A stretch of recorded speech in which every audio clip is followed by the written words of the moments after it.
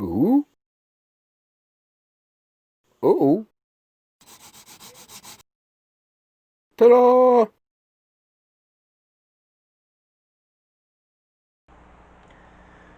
Hi, welcome to my weekly vlog. This is the vlog for August, week 1 of 2020.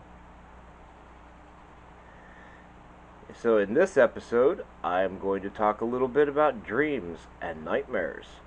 And the pieces that I'm working on are my Kingdom Lock Inspector drawing, which is this one right here in front of me, and also the Beast, which is being done as a reward for one of the administrators from my Dungeons and Dragons Discord group. So dreams can be a springboard for creative ideas. So while not everything in a dream might be coherent or even make sense at the time, the general tidbits of information or ideas that you get out of it uh, could be used to create something totally new that you would not have thought about normally. I often use some of these things from my dreams, either little parts of them or even the whole thing, to create a concept for a new drawing or painting. While some dreams seem to fade away as soon as we wake up, and maybe we don't even remember dreaming, there are others that can actually be locked in our memory for years or decades. There are at least 2 dreams that stick with me that have been with me for at least 20 years, maybe longer. One of them was really scary at the time, and the other was really boring. So I think maybe it's the dreams that really affect us in one way or another at the time will stick with us a lot longer than others. Uh, Now, my really scary dream, if I describe it to you in detail, it's going to sound like a really bad made for TV movie. Uh, so I'm not going to go into all that. But, like, the boring dream I had was literally so boring that it woke me up. And although it was boring, there were some pretty cool things in that. If you've ever seen the old TV show from the 80s, I think it was called Airwolf, where they had this like high-tech helicopter and they parked it inside of a volcano. Well, this dream was where I was piloting or I was gonna be a pilot for a helicopter kind of like that, and we were inside of something like a volcano or a mountain, and we were waiting to take off. But that was the whole dream, sitting there waiting to take off. And it was so boring that I woke up and then went back to sleep, and the dream just started again from right there. And I think that happened 2 or 3 times that night, or at least that's how I remember it. So it was like a dream that was so boring I couldn't even escape from it when I wanted to. Other dreams, some things we can't use from our dreams, like if you have a nightmare that involves, I don't know, a known horror figure, like, say, Freddy Krueger or Jason Voorhees or something like that, you can't really use that like straight out of your dream. Now, since I tend to do fantasy art that features, warriors and monsters and strange creatures, I often actually prefer to have nightmares because they're more useful to me as a creative springboard.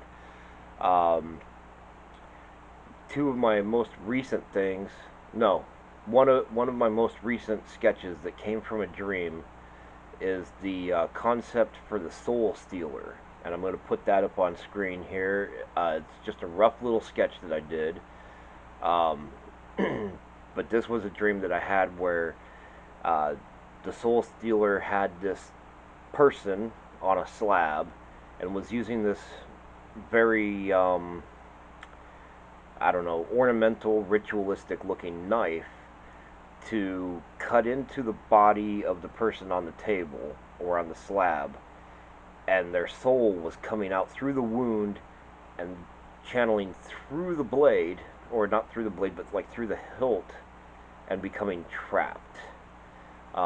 Which, you know, is a little bit scary. It was kind of cool. I thought maybe it might make a great painting at some point once I get everything worked out, because obviously when I dream, it doesn't come out exactly. It's not all staged like I might want it for a painting. I have to kind of figure out how things fit in space and make a decent composition out of them. Now, the thumbnail image for this video is another thing that came from one of my dreams from, I'm not even sure how long ago. But the only bit that I really remember from that dream was that there were people that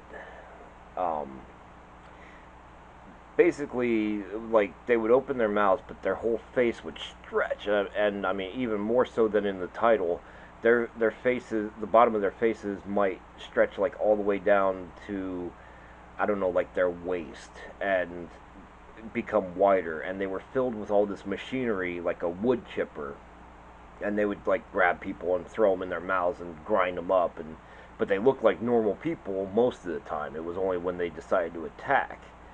And I've tried to draw it a couple of times, and it looks really ridiculous when I do it. The photoshopped image that I did is about as close as I can get it without making it completely ridiculous. Because I think when I take it to the extreme that it was in the dream, it looks more to me like a cartoon, kind of like the Tasmanian Devil from Looney Tunes, and it's not the effect that I was going for. So, I mentioned earlier about the boring dream that I couldn't get away from. There are other dreams that are not that great for creative use, such as work dreams. Like, I remember when I was working in fast food, there were plenty of times that I would have dreams about being at work and just repeatedly making something at work, like when I was working at Sonic, making burgers, or making fries, and when I was working at Pizza Hut, just like another dream of, like, after you'd get off work and go home, and now you're dreaming about making pizzas, and it's not creative, and in fact, it really sucks when you have a dream like that and you wake up probably feeling tired and like you did actually work all night on top of the actual work that you did. But as far as creative dreams, you know, it's anything that you can find in your dreams that that inspires you to do something is kind of a cool thing. So, if you're curious about what kind of dreams you have, but you don't really remember them, you could try keeping a dream journal. Now, I first heard about a dream journal back in the 90s when I was reading Wizard magazine pretty regularly. Wizard magazine was a comic book, a comic book news magazine. So they would pull together all kinds of news about the comics industry, what was going on, new products coming out. And one of the things that I found was an article on creating a 24-hour comic book. And so I read through it because I was kind of interested in how you create a comic book in just 24 hours. And one of the things they had mentioned was keeping a dream journal. So a lot of these creators would get up in the morning and they would dreams they had for the night, and then they would, if they could, take those little things that they remembered and use them to create a story for their really quick 24-hour comic book. So, you know, it's not complicated. If you want to do it, keep like a little notebook by your bed, and when you get up, you just jot down some notes about what your dream was. And it's important not to try to rationalize it. You have to just kind of jot down what you do remember without changing it. Otherwise, you influence what your memory is. Okay, so as I mentioned, the two pieces I'm working on during this video are the Kingdom Lock Inspector, which is my halfling character, Eric Toscobble, attempting to lockpick a building that's well guarded.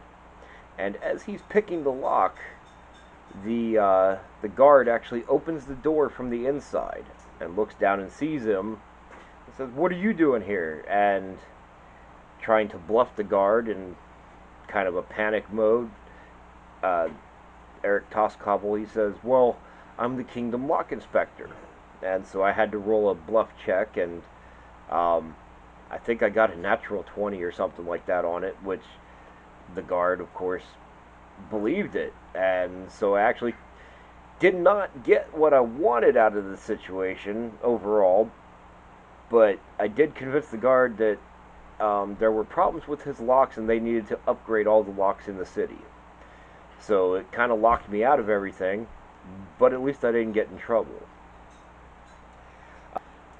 So the other piece that I'm working on is The Beast, and this piece is based on the creative writing of a guy that goes by the name Baz in my Trials of D&D Discord group, and he won second place in a writing competition a few months ago, and one of his prizes was a piece of art by me. So I'm going to do up the drawing, and then when he's happy with it, I will be I will actually be painting it in, and the final piece will be an 11 by 17 acrylic painting. Thank you for watching the video this week. I hope to see you next week, and I think since I was going through dreams, I might do creativity for my next video. If you're not a member on Patreon, you could join for just $3 a month, and you get early access to the videos that I'm making. You get exclusive access to the high-resolution download files of all the works that I do create, a monthly newsletter, and possibly other benefits in the future, depending on what's going on. You can like and subscribe, and then you'll never miss a video from me on YouTube. Thanks again for watching. I hope to see you in the next